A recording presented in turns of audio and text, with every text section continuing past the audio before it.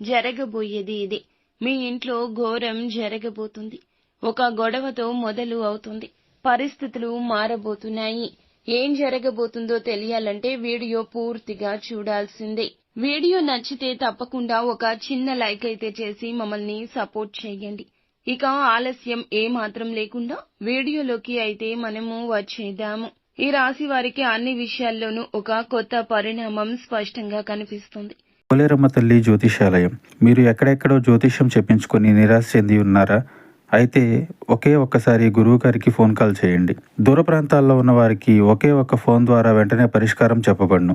మీ ముఖము, ఫోటో, చేయి, పేరు, వయస్సు, గోత్రం వాట్సాప్ చేయండి. ప్రేమ, పెళ్లి, ఉద్యోగం, రాజకీయం, విదేశీ ప్రయాణం, ధనం నిలకడ లేకపోవడం, భార్యాభర్తల మధ్య గొడవలు, ఆస్తి తగాదాలు, అప్పుల బాధలు, స్త్రీ పురుషులకు పర్సనల్ గా ఎలాంటి సమస్యలున్నా పరిష్కారం చూపబడును.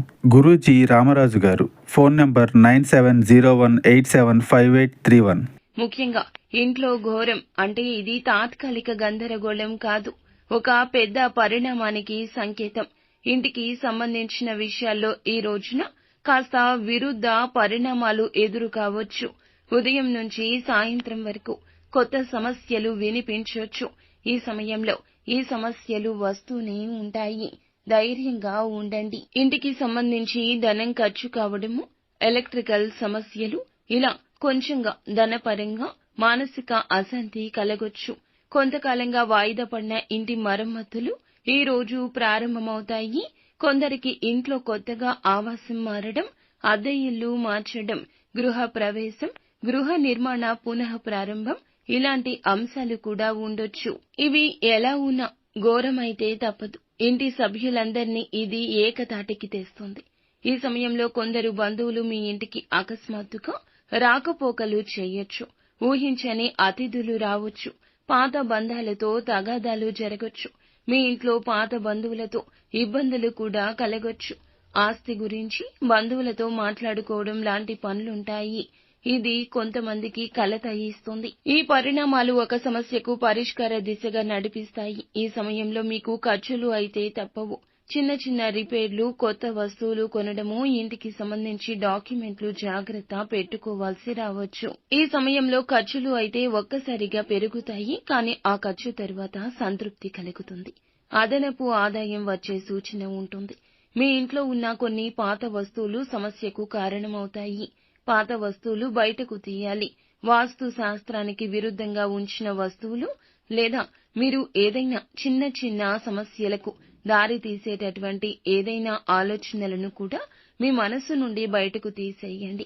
ఇంటి మధ్య గదిలో గణపతిని పూజించి ఇంట్లో 4 మూలల్లో గోమయం కలిపిన నీటితో శుద్ధి చేయాలి.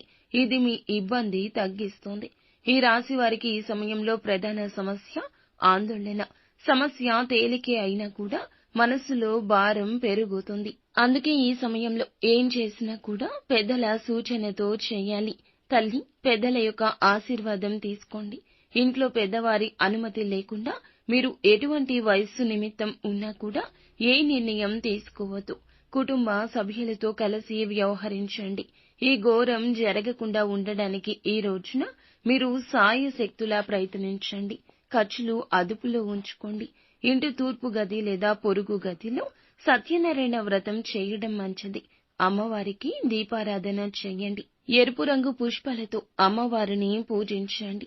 ఈ రోజు పాత పరిచయాలు, పాత బంధాలు మళ్లీ గుర్తుకు వచ్చే అవకాశం ఉంటుంది. ఆస్తి, డాక్యుమెంట్లు, ఇల్లుకు సంబంధించి లీగల్ సమస్యలు కూడా ఎదురు కావచ్చు. వాదనలు ఈ రోజు కుటుంబ సభ్యులతో జరగొచ్చు. సహనంగా ఉండండి.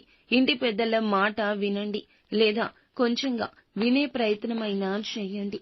నిత్యం శివ భగవానుని పూజించండి. అంతా మంచి జరుగుతుంది.